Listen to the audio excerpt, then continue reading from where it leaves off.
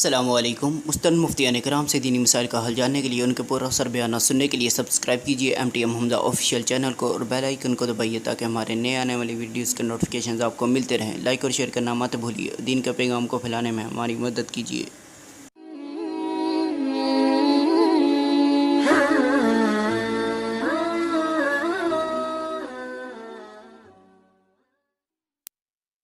نحمدہ و نصلی علی رسولہ الکریم۔ پاکستان میں رؤیت ہلال کے سلسلے میں جو اختلافات ہوتے ہیں، یہ نشست اس سلسلے میں قائم کی جا رہی ہے۔ تو اس سلسلے میں میری گزارش یہ ہے کہ جیسے پاکستان ایک بہت بڑی نعمت ہے اور اللہ تعالیٰ کا بہت بڑا انعام اس پوری قوم کے لیے ہے، اسی طریقے سے پاکستان میں رؤیت ہلال کمیٹی یہ بھی اللہ تعالیٰ کی ایک نعمت ہے، اور یہ ہمارے اکابر علماء، ہر مکتب فکر سے تعلق رکھنے والے اکابر چوٹی کے علماء نے قائم کی تھی، اور اس کا نظام دنیا بھر کے نظام سے بہتر ہے، لہٰذا اس کمیٹی کے فیصلے کو ہی شرعی طور پر حتمی اور حیثیت حاصل ہے۔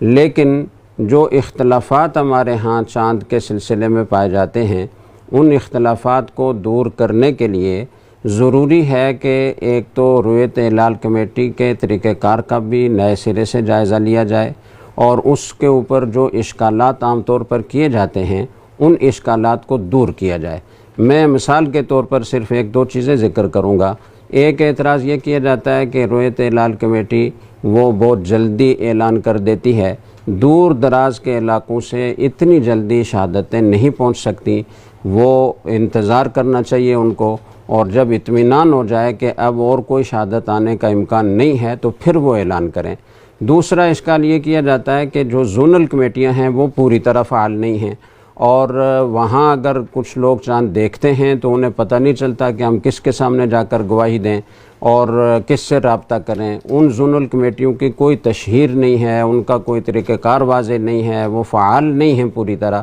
تو ان کو فعال کیا جائے، اور اکابر علماء کی مشاورت سے وہاں کے لیے ایک ایسا نظم قائم کیا جائے کہ مقامی طور پر جو شہادتیں حاصل ہوں وہاں ان کو وصول کرنے کا انتظام موجود ہو معقول طریقے سے، اور پھر وہ مرکزی رؤیت ہلال کمیٹی کی طرف منتقل ہوں۔ دوسری بات یہ ہے کہ اس سلسلے میں جو چاند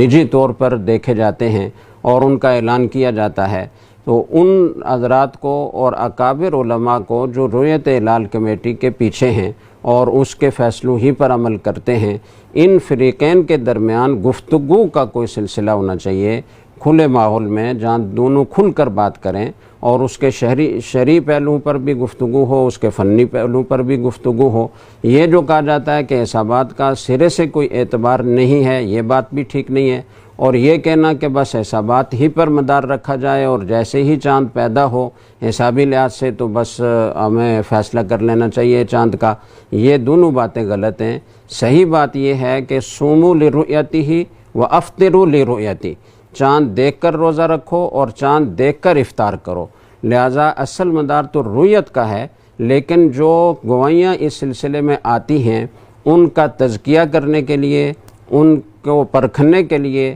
کہ ان کو کوئی غلط فہمی تو نہیں ہوئی یا کوئی غلط بیانی سے تو کام نہیں لے رہا، ہم حسابات سے مدد لے سکتے ہیں۔ مثال کے طور پر اگر حسابات کے اعتبار سے چاند کے ابھی تک پیدائش ہی نہیں ہوئی ہے، یا پیدائش تو ہوئی ہے لیکن وہ سورج کے ساتھ ساتھ غروب ہو رہا ہے یا سورج کے فوراً بعد غروب ہو رہا ہے تو ایسی صورت میں وہ قابل رؤیت نہیں ہوتا۔ اب اگر کوئی آ کر گواہی دیتا ہے کہ میں نے چاند دیکھا ہے تو اس کا مطلب ہے کہ اسے کوئی غلط فہمی ہو رہی ہے یا وہ غلط بیانی سے کام لے رہا ہے، تو اس کی یہ شہادت قابل قبول نہیں ہے، چونکہ شریعت مشاہدے کے خلاف نہیں ہو سکتی۔ تو جو چیز مشاہدے سے معلوم ہے کہ اس وقت چاند فلاں جگہ پر ہے اور سورج سے اس کا فاصلہ اتنا ہے، وہ سورج سے پہلے غروب ہو گیا ہے یا سورج کے ساتھ ساتھ غروب ہو گیا ہے، تو وہ نظر آنے کے قابل نہیں ہے، ممکن نہیں ہے اس کا دیکھا جانا۔ تو ایسی صورت میں اگر کوئی گواہی دیتا ہے تو وہ گواہی شرعاً معتبر نہیں ہے۔ تو گواہی کو پرکھنے کے لیے تو حسابات سے مدد لی جا سکتی ہے، لیکن سارا مدار حسابات پر نہیں رکھا جا سکتا، چونکہ شریعت میں نص سے صریح موجود ہے کہ اس کو دیکھ کر روزہ رکھو، دیکھ کر افطار کرو۔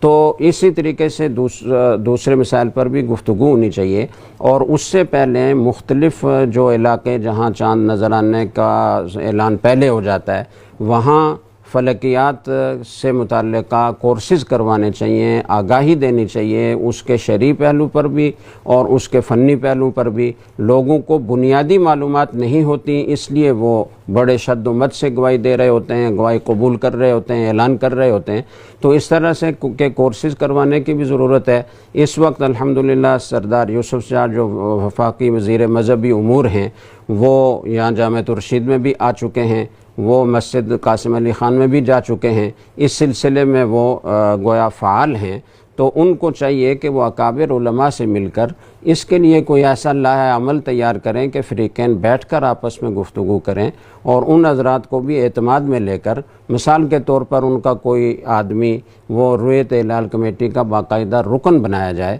اور وہ خود وہاں دیکھے کہ کس طریقے سے گواہیاں لی جاتی ہیں، کس طریقے سے چاند کا فیصلہ کیا جاتا ہے۔ تو اس طریقے سے ان کو اعتماد میں لے کر اور اس سے پہلے آگاہی کورسز کروا کر ان کو اس